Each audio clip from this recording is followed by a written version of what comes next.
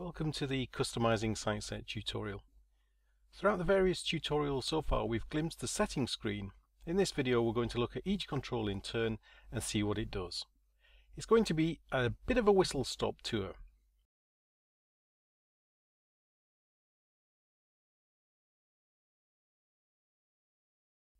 Here we are on the settings window.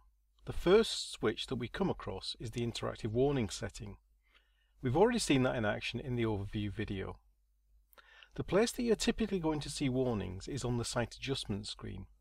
Because it's very easy to forget to fill in all of the fields when you first start using SightSet, SightSet's going to remind you what to do.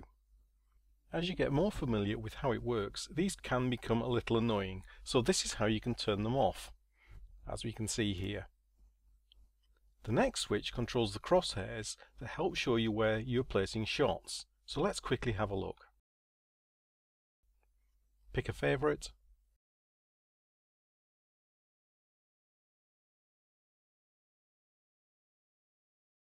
Start placing shots.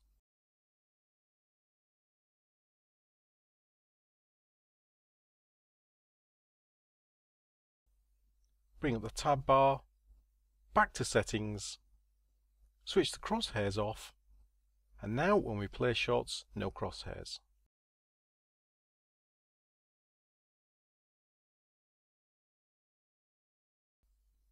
While we're here, do you see that the calculations are in inches? What happens if there are Canadians in the house? No problem. Flick back to the settings screen and set the shortfall measurements to metric. And there we have it, all recalculated for us in centimetres. Or if you prefer, you can set it so that you always use the units that the scope uses, or always use the units that the target uses. If you live in a country that uses the metric system, it must get pretty irritating having to remember to switch all of the controls over.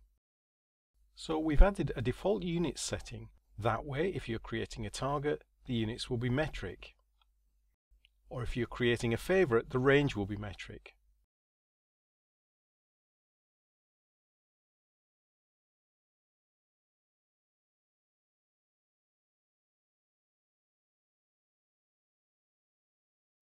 Or if you're adding a sight, the click settings will be metric.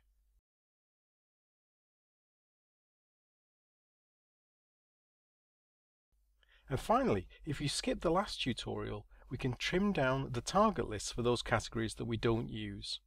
Here we have all targets.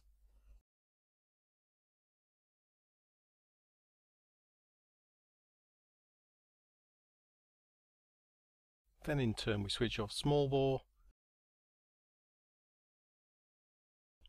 high power,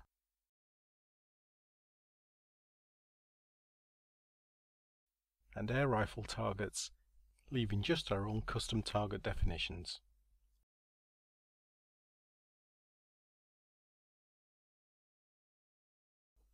In essence, that's the settings screen covered.